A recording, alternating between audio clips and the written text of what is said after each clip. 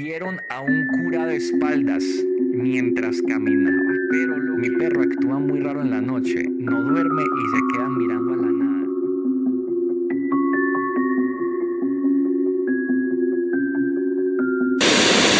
Bienvenidos a una noche de terror. Ni siquiera hemos comenzado octubre y ya comenzamos con este tipo de prácticas. Siéntanse halagados, siéntanse bendecidos. Un pequeño disclaimer: mi posición es de escepticismo, como ustedes bien sabrán. Lo digo porque hay un montón de gente pues que me ha escrito por interno, incluso braviándome básicamente que por qué hago estas cosas, pero soy escéptico y que lo uno y que lo otro. Pero no soy negacionista, es decir, soy escéptico precisamente porque me interesa saber qué conexión tiene el mundo de los vivos con el mundo de los muertos, si es que existe algo más allá, cómo se logra esta conexión y cuál es la cabida que tiene el tema de la religión en todo esto. De antemano quiero que sepan, por lo general cuando escucho las historias de Discord, pues siempre estamos como alegando no, como poniendo en duda los detalles, porque sí, la gente por lo general, por estar predispuesta, termina viendo cosas donde no las hay. Si hay algo en común que tienen todos los expertos con los que he podido hablar, bueno, a decir expertos entre comillas, con los que he podido hablar sobre este tipo de temas, es que este tipo de entidades se alimentan del miedo. Por ende, si usted es de los que creen todo esto y mantiene temeroso, pues probablemente sea propenso a que le sucedan más. Dicho todo esto, vamos a comenzar con unas cuantas historias que me enviaron unos seguidores el día de hoy, y si usted tiene algo que me quiera comentar. ¡Ay, qué rico! Tuve que haber cambiado las alertas, ¿no? Si usted tiene de pronto alguna historia que quiera comentar, si usted de pronto quiere incluso indagar sobre algo de lo que vamos a hablar el día de hoy, lo puede dejar en los comentarios o me escribe a mi correo electrónico. No es más. Un feliz día. Esta historia me la escribió un seguidor, se llama David. En algunos vamos a cambiarle los nombres y algunos ni siquiera los vamos a decir porque están contando cosas muy personales. David nos dice: Muñe, buenas noches, tengo dos historias, una paranormal y otra relacionada con brujería, ambas con la misma persona. Yo creo que la brujería y lo paranormal vienen de la mano, ¿no? El ocultismo podría ser también tema paranormal, ¿cierto? Porque pues no tendría como explicación de alguna u otra manera. Dice, vamos con la paranormal. Ella y yo éramos novios. Cuando recién la conocí, su papá murió. Esto ocurrió alrededor de noviembre del 2022. Unos 15 días después de ese suceso, empecé a notar cosas extrañas en mi casa. La puerta de mi cuarto se azotaba sola. Habían días en los que se sentía frío dentro cuando afuera hacía un sol tremendo. Y en una ocasión, mientras discutíamos, un cajón del armario se cerró de golpe con mucha fuerza. Después de eso, coloqué unas tijeras cruzadas en mi cuarto durante un tiempo y como por arte de santo remedio, dejaron de ocurrirme esas cosas. Yo tengo entendido que esto de las tijeras cruzadas es como para las brujas, ¿no? Sí, igual que por ejemplo los alfileres. Eran como es cierto que sí. Las brujas se supone que las cazaban con sal y con alfileres que ponían como en los marcos de las puertas. Igual que con las tijeras cruzadas. Las tijeras cruzadas como que evitaban que se acercaran a ustedes y ese tipo de vainas. Bueno, vámonos con la historia de brujería. Con la misma persona mi relación fue muy dañina y fracturada. Ella me hizo brujería, según lo que me dijeron, y noté que los efectos no fueron inmediatos, sino que se fueron manifestando con el tiempo. Estuve muy enganchado a esa relación, aunque intentaba dejarla. Cuando ella me dejó, pasé 3 meses enteros sin dormir y llorando algunas noches hasta quedarme dormido del agotamiento. Bueno, hasta el momento vamos normal, ¿no? Eso es lo que normalmente sucede cuando hay una decepción amorosa, ¿no? En mi cuarto, cerradísimo, a veces llegaba un olor a tabaco que también percibían mis amigos y mis padres, lo cual me pareció raro. Un primo me recomendó ir con una señora que hace limpias. Ella me revisó, me explicó lo que me habían hecho, me habló de un endulzamiento, de que me habían fumado tabaco, entre otras cosas. Bueno, es primera vez que yo escucho ese término de endulzamiento. ¿Qué es un endulzamiento? ¿Como un enamoramiento o algo así? ¿O qué? ¿Como un amarre? Pues un endulzamiento puede ser como una especie de amarre, ¿o qué? Y me hizo una limpieza espiritual. Fue costoso porque según la señora, lo que me habían hecho me había estancado. Mis amigos me organizaron una rifa y entre todos me ayudaron a pagar la limpieza. Eso sí son amigos. Yo, con sinceridad, hubiera dicho, deja la huevonada, estás pasando por una tusa, hombre. Mira a ver más bien quién está fumando ahí al lado de tu casa, huevón. ¿Qué nos vamos a poner a gastar plata en eso? Eso sí son amigos, la verdad. Mero buena gente. No, a todo hay que decirlo. ¿Qué man es tan buena gente, es parce? O sea, los parceros como que, uy, papi, qué pesar. Al parcero le están haciendo una amarre, una brujería. Venga, hagamos una rifita, huevón, y le pagamos a ese parcero la limpia. 15 días después, ella ya se había ido con otro hombre. La señora me dijo que ella no quería soltar a ninguno de los dos. Ah, no, pero es que ¿qué estamos haciendo? Soltando la grasa. ahí están pintadas. Mujeres al fin y al cabo, ¿no? Vuelvo y repito este pedazo porque me parece súper importante. La señora me dijo que ella no quería soltarnos a ninguno de los dos, que intentaba quedarse con los dos a la vez. Imagínate esto pues. La descripción que me dio la señora coincidía con muchas cosas reales. Incluso describió rasgos del hombre con el que se fue. Después de la limpieza, al cabo de un mes, yo ya no pensaba en ella, pero de repente, desde el celular de una amiga suya, ella volvió a buscarme. Ay, escúchate lo que sigue. Yo, siendo muy tonto en las relaciones, me dejé envolver otra vez.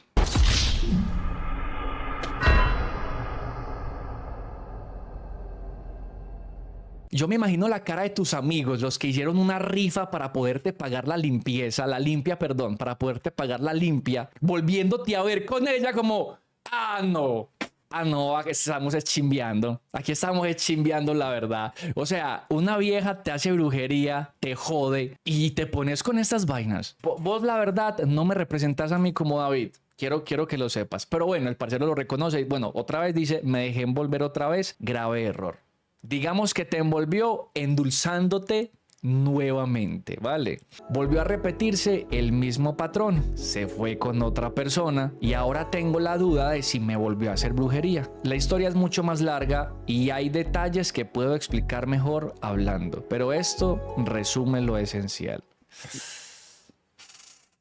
Hombre, David, lamento mucho, parce, que en realidad no representes al gremio de los Davids. Pero, parce, ¿en qué momento? O sea, si una persona es capaz de hacerte algo tan malo, porque recurrir a la brujería es algo que uno dice, bueno, pues es que esto es jodido, ¿no? Papi, yo no le voy a criticar a usted si de pronto ahí estaba con la nena y la nena se fue con otro man y luego volvió y me volvió a cuadrar con ella. Listo, normal. Al fin y al cabo, pues así son las emociones. Así trabajan los sentimientos dentro de nosotros.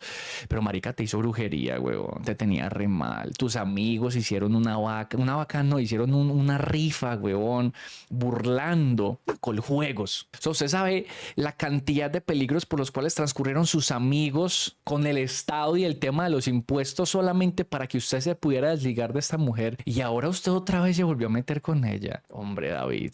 Bueno, de todas maneras, viejo David, muchísimas gracias por esta historia. Cosas increíbles que suceden en el barrio fino, dirían por ahí.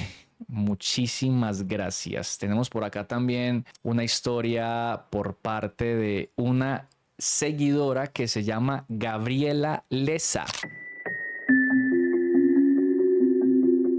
Gabriela, muchísimas gracias por hacer presencia por acá, gracias por hacer parte de la comunidad. Vamos a leer a continuación la historia de terror que tiene para contarnos. Ok.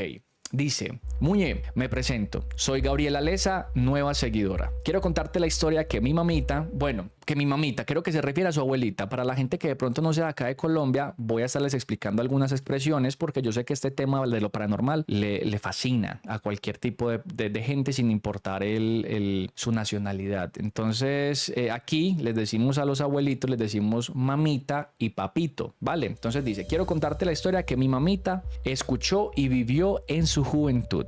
Ay, Muñe, si de historias de terror de los abuelos se trata, esta es de esas que le bajan el frío a uno por la espalda.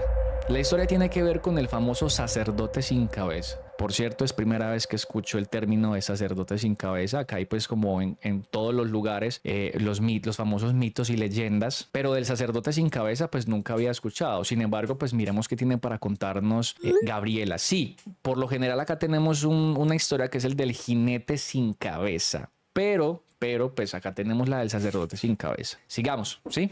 Mi mamita era de Circasia, Quindío. En estos pueblos del Quindío, donde las calles bajan y suben, hay casas de bareque y todas las iglesias son coloniales. Hay un secreto que a uno se lo cuentan bajito, casi un susurro. Ese secreto es el del padre Eusebio. La tragedia de la parroquia del pueblo. Decían que el padre Eusebio era un hombre de esos que no se veían en ese entonces. Un párroco con el corazón en la mano, devoto a la fija. La gente lo quería porque era justo y les ayudaba en lo que fuera. La parroquia era su vida entera. En la sacristía de su iglesia guardaban los tesoros de la comunidad. unas copas de plata, unos cálices bañados en oro y otras joyas que habían sido donadas por las familias más viejas e influyentes de la región en ese entonces. Una noche, unos bandidos entraron a la iglesia. Al padre Eusebio, que estaba ahí orando, lo encontraron desprevenido. El cura no se dejó, luchó, intentó salvar su vida y lo que era sagrado. Pero los ladrones, con la sangre fría de la maldad, lo asesinaron ahí mismo. Y no contentos con lo ocurrido, con tal de que el cura no pudiera ni siquiera en la muerte delatarlos, le cortaron la cabeza. Una muerte cruda. El cuerpo sin cabeza quedó ahí, en el piso de la sacristía, y los ladrones se llevaron todo. Lo que mi mamita vio y contó es que un día a la medianoche, en la cantina que era de mi familia, literal al frente de esa iglesia, se escuchó un campanazo. Los presentes quedaron sorprendidos porque esas no eran horas de misa. Después de que se escuchó el sonido, mi mamita, que en ese entonces tendría unos 19 años, junto con los demás presentes, vieron a un cura de espaldas mientras caminaba. Pero lo que vieron después de que el cura se volteó los dejó con la boca abierta y el alma en los pies. La figura, que iba vestido con su sotana negra, que caminaba lento y pesado, se volteó y vieron que en una mano sostenía, como si fuera un adorno cualquiera, su propia cabeza junto con un rosario. La cara de la cabeza estaba pálida, con los ojos cerrados, y en su rostro se le veía la tristeza. Todo el mundo, horrorizado, empezó a gritarle a la figura a lo lejos que se fuera, y empezaron a echar rezos. Mi mamita culmina la narración en que los que estaban presentes en ese momento, algunos incluso se desmayaron, y los que siguieron viendo al espectro vieron cómo caminó hasta la puerta de la iglesia y simplemente desapareció. Aquí te dejo mi historia, Muñe. Agradezco que la compartas y gracias por tu contenido de calidad. Esto está muy rico. Eso está muy rico. Hombre, a ti, Gabriela Leza, muchísimas gracias por haber compartido esta historia con nosotros. Y es que en los pueblos hay muchísimas historias de estas. ¿A ustedes no les parece muy gracioso que justamente en los pueblos sigan sucediendo este tipo de sucesos, digámoslo así, pero en las ciudades ya casi no? Inventado. Pues habla Carlos. Inventado o no, quiero que sepas que las personas del campo por lo general coinciden mucho con sus historias. No sabría decirte si de pronto es una historia que se cuenta de generación en generación, pero a esta gente siempre le suceden muchísimas vainas. Pero la idea de hoy no es ponernos a criticar a ver si sí o si no pudo suceder, es escuchar lo que tienen para contarnos. Al fin y al cabo es interesante también creer que algunas cosas escapan a nuestra realidad. Algo que sucede muchísimo en los pueblos es lo que les estaba diciendo. Allá sucede de todo. En las fincas siempre se escuchan sonidos extraños, se sienten presencias raras también. En la ciudad ya casi no. La modernidad básicamente está asesinando lo paranormal, podría decirlo. Vámonos con esta. Vámonos con esta, muchachos. Esta la manda un parcero que se llama Eric. No voy a decir el apellido porque pues no nos autoriza, pero el viejo Eric, muchísimas gracias. Dice: hola Muñe, esta es una de las tantas historias que le ha pasado a mi familia con lo de lo paranormal. Ocurre más o menos como en el año 2012. Yo tenía 10 añitos y mi hermana 12. Resulta que era la primera casa que mis papás compraban, pero había un detalle. Los vecinos le contaron a mi mamá que en una de las habitaciones se había suicidado un muchacho. Quizás incluso hasta lo asesinaron. No se sabe a ciencia cierta cuál fue.